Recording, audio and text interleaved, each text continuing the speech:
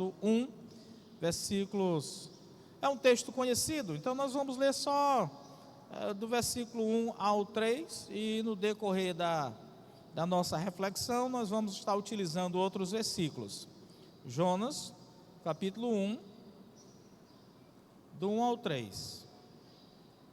É um texto que você conhece desde sua meninice, quando ali na sala, no culto infantil, aprendendo sobre a história de Jonas.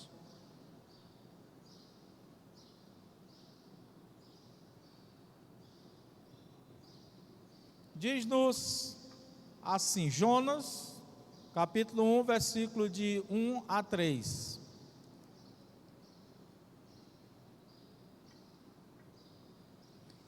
E veio a palavra do Senhor a Jonas, filho de Amitai, dizendo: levanta-te, vai à grande cidade de Nínive e clama contra ela, porque a sua malícia subiu até a minha presença. Porém Jonas se levantou para fugir da presença do Senhor para Tarsis, e descendo a Jope, achou um navio que ia para Tarsis. Pagou, pois, a sua passagem e desceu para dentro dele, para ir com eles para Tarsis, para longe da presença do Senhor. Que Deus abençoe-nos, fazendo entender plenamente a sua palavra. Nós queremos dar um tema à nossa reflexão desta manhã, o seguinte tema: a doença do crente. A doença do crente. No último versículo lido, bem no finalzinho, no 3, diz que Jonas estava fugindo para longe da presença de Deus. Quando isso acontece conosco, é a prova de que estamos doentes, estamos adoecendo. Pois bem, alguns crentes, eles começam a vida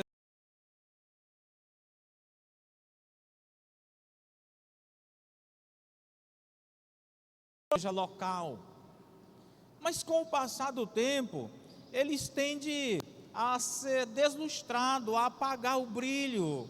Você já não consegue ver mais a sua intrepidez na obra, a sua própria presença nas atividades da igreja, elas começam a minguar, e aí ele já não é mais participativo. Ora, o que aconteceu? Aconteceu é que ele adoeceu, ele está doente. Porque um sinal claro na vida do crente que ele está com a sua saúde espiritual boa é a sua participação na obra e também na presença do Senhor. Quando ele começa a fugir, é sinal de doença.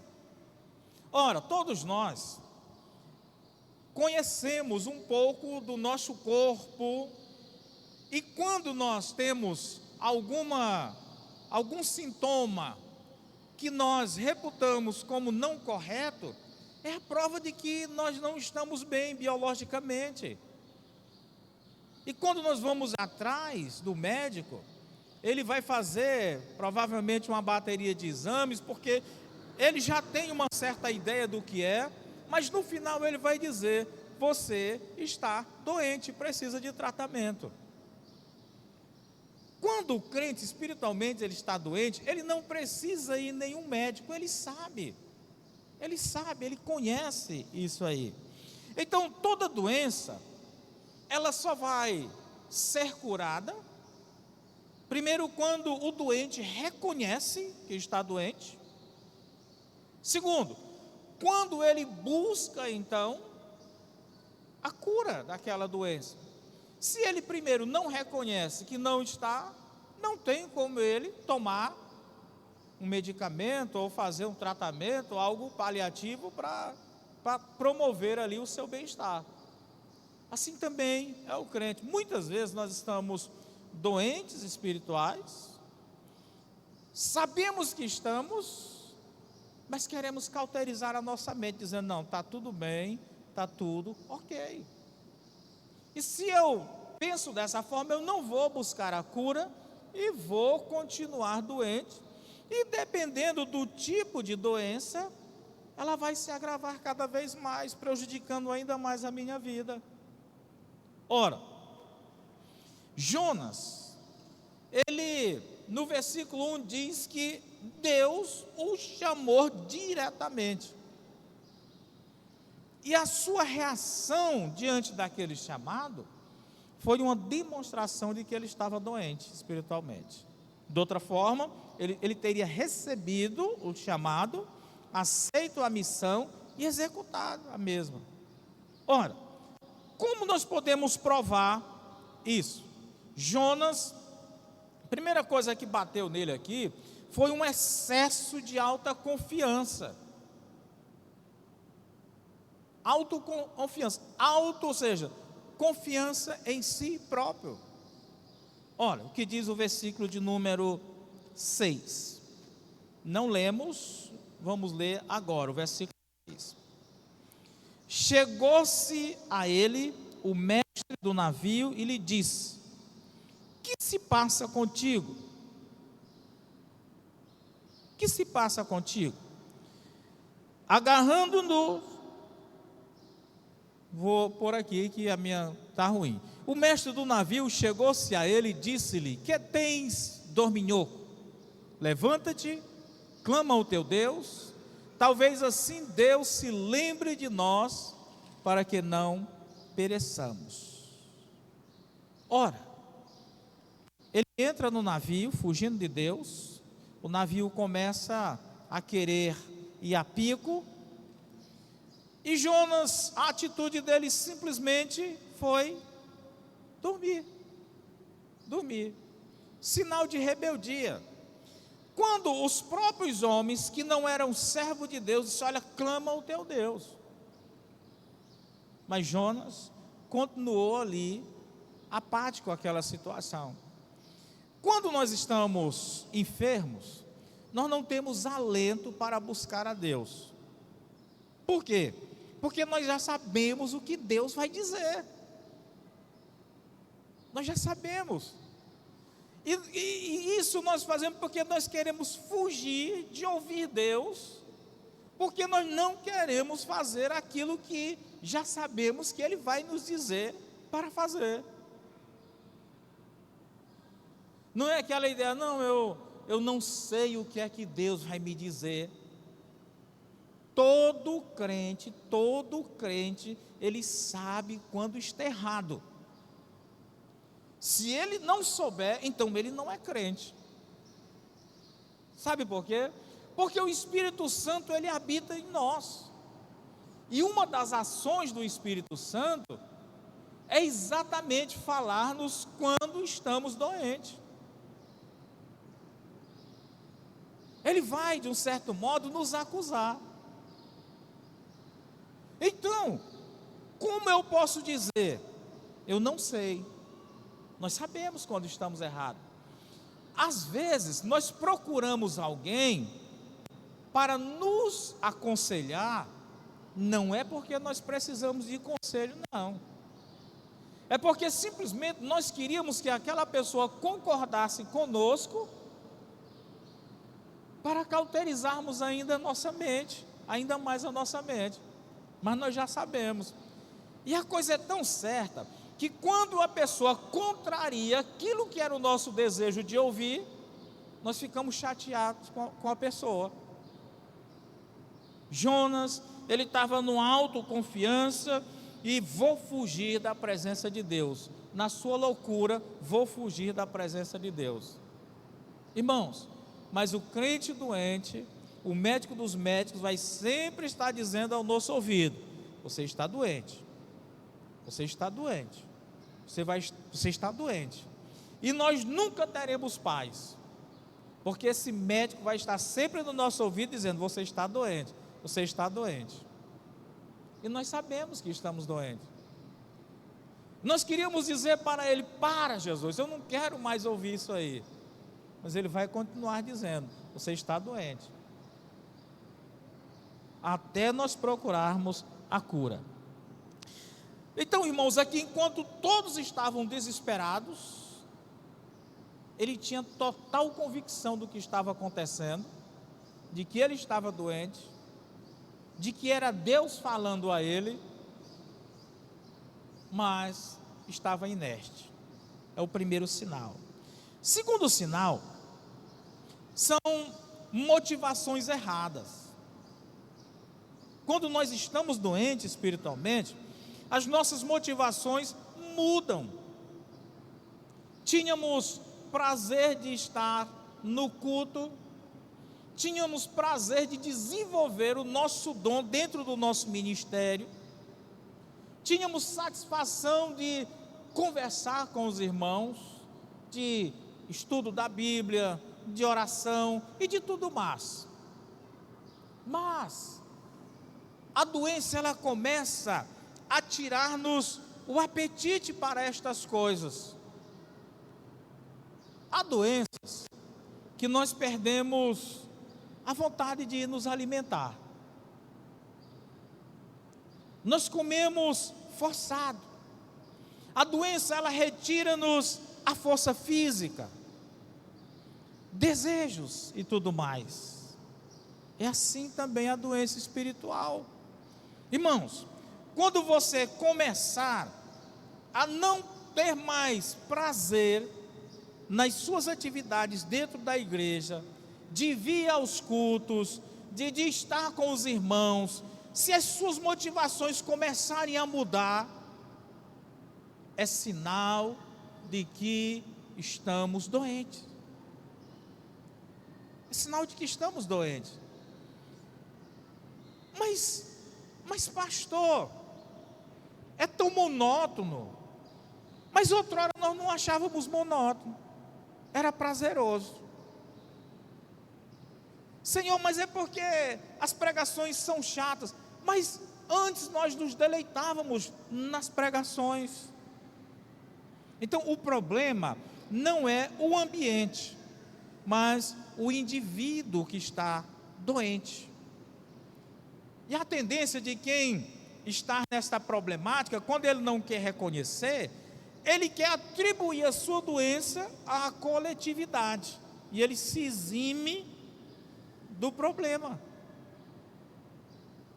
Mas note bem, quando você não tiver mais prazer, mais motivações para as coisas espirituais, para as coisas da igreja, para as coisas de Deus, é sinal de que você, de que eu, de que nós estamos doentes.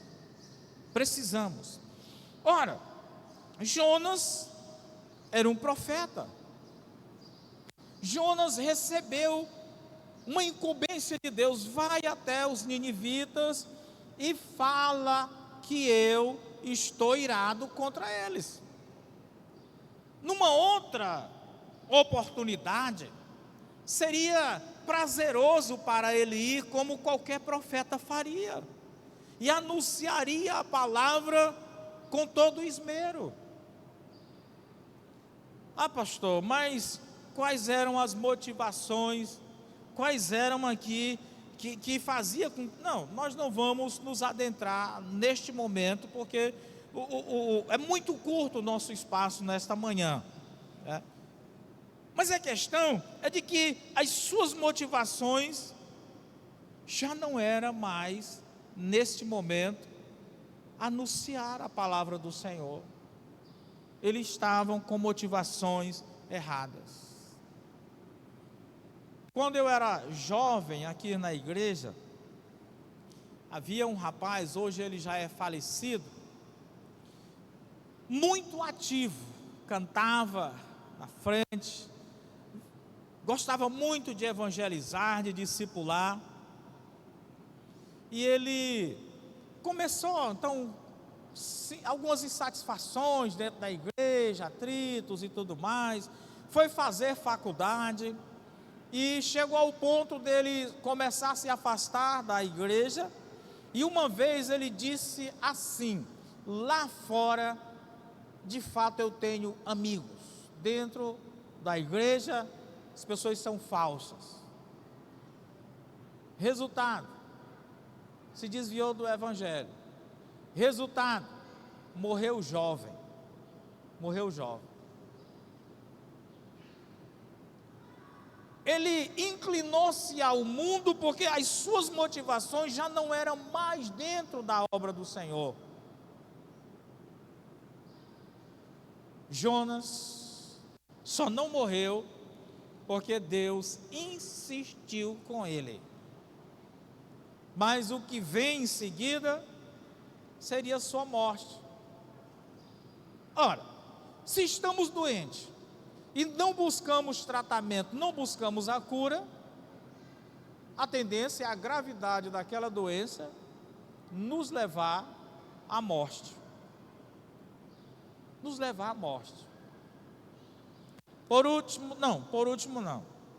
Vou só resumir aqui. Outro sinal, rebeldia, irmão. Rebeldia. O crente, quando ele está doente, ele torna-se rebelde. No versículo de número 9, Laine, eu estava até esquecendo os versículos, as leituras, para ver se ganhamos um pouco mais de tempo. No versículo 9, diz: então perguntou Deus a Jonas: é razoável essa tua ira por causa da planta? Deus fez crescer uma planta na noite, durante o dia, e ali depois fez a planta morrer. E Jonas ficou muito irado. E Deus pergunta: é razoável a tua ira por causa da planta? Ele respondeu: é razoável a minha ira até a morte. Que rebeldia! Em outras palavras, ele disse: eu estou tão irado que eu prefiro a morte. Agora, note que Deus diz assim: é razoável a tua ira por causa de uma planta, mas a ira dele não era por causa da planta, mas porque Deus queria que ele falasse, que ele pregasse aos ninivitas, que eram inimigos ferrenhos do povo de Deus. Mas quando a pessoa está em rebeldia, tudo para ela é motivo de ira. Se você acena, ela se zanga. Se você fala, ela se zanga. Até um benefício que você vai fazer para ela, ela se zanga. E aí você parte para o secundário, mas só porque eu falei com você, você me respondeu. Não, é porque ela já está irada. Então é rebeldia. Então quando a pessoa está doente, ela se torna rebelde contra o seu pastor, contra o seu líder de ministério, contra a sua família, contra Deus, contra todos. Aquela pessoa que outrora era tão dócil, amável, meiga, ela passa a ter uma rebeldia estampada na sua face. Jonas se tornou rebelde. E essa rebeldia o levava cada vez mais para o fundo.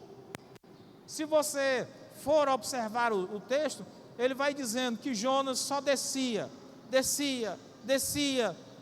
até o último estágio, que foi no ventre daquele grande peixe, descer até as profundezas do mar. A rebeldia, ela faz isso conosco. Ou seja, a gravidade da doença que se alastra, já começa o corpo necrosar. É como se fosse uma lepra. Os membros do corpo começam a cair. O leproso, ele começa a perder os seus membros, se não houver um tratamento para aquela enfermidade. Inclusive, eu estou usando muito a palavra doença, mas ela deveria ser enfermidade, porque a diferença entre doença e enfermidade é a seguinte: doença é quando você está se sentindo mal, mas ainda não detectou o que de fato está lhe causando mal. E a enfermidade é quando você está se sentindo mal e sabe o que é que está causando o mal, certo? Então, doença, não detectado o problema. Enfermidade é quando o problema é detectado. Mas não tem problema não. Isso aí. Então vamos lá. E a última coisa é que, irmãos, quando o crente está doente, vindo todos esses sintomas anteriores, vai produzir em torno daqueles que o cercam um mau testemunho. Um mau testemunho. Se você for analisar o texto, então aqueles homens marinheiros, eles viram em Jonas não um exemplo de Cristo, não um exemplo de Deus, não um exemplo de um profeta, mas eles se escandalizaram com Jonas. Se aqueles homens tivessem que crer em Deus, pelo exemplo, pelo testemunho de Jonas, eles nunca serviriam a Deus. E o crente doente, ele vai ser esse mau testemunho, este mau exemplo para todos, para a sua igreja, para a sua família, para a sociedade de uma forma geral. Por mais que a sociedade, ela o abrace, mas ela sabe que ele é um traidor. Porque ela diz, pai, ele era crente, e hoje está aqui na bagaceira conosco, é um traidor. Mas ela abraça, porque Satanás, ele também quer destruir os traidores.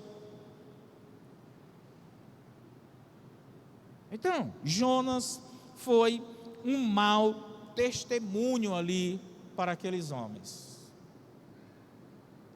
Concluo dizendo: o excesso de autoconfiança, as motivações erradas, a rebeldia de Jonas trouxeram danos à vida dele, à vida dos marinheiros, tanto na perca dos bens, como no exemplo negativo que eles tiveram de um homem de Deus, e por fim, do próprio Deus. Então, irmãos, você está doente espiritualmente? Você tem sentido isso que nós temos falado? A solução é recorrer ao médico dos médicos, se prostrar diante de Deus, diante de Jesus e dizer: Senhor, eu já não sou o mesmo de outrora, a minha saúde espiritual, ela está abalada, eu preciso de uma medicação para que eu volte ao primeiro amor, eu volte às práticas, como diz Apocalipse, as práticas do primeiro amor, as práticas das boas obras. Se continuarmos nos mantendo rebeldes, é como diz o salmista: um abismo chama outro abismo. Que Deus nos abençoe e sejamos crentes com uma saúde espiritual elevada e não enfermos. Nosso Deus, aqui estamos nós diante de Ti, na Tua presença estamos desnudados, estamos diante, ó Deus, da Tua excelsa glória, não podemos fugir de Ti, porque para onde formos, certamente o Senhor já está, e que nesta manhã venhamos recobrar ânimo, disposição, para te servir com fidelidade, com zelo, cuidando da nossa saúde espiritual. Portanto, ó Deus, que esta palavra ela possa encontrar lugar no coração de cada um dos teus filhos que aqui estão. E sirva-nos como alento para uma vida justa e piedosa diante de Ti e do nosso próximo. Muito obrigado. Que agora em salas possamos ainda mais aprender de Ti.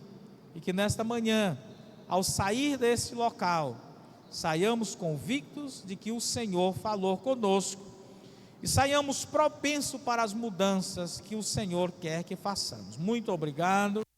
Assim oramos confiados meramente no nome de Cristo Jesus, Senhor e Salvador nosso. Amém. Então, irmãos, uma boa sala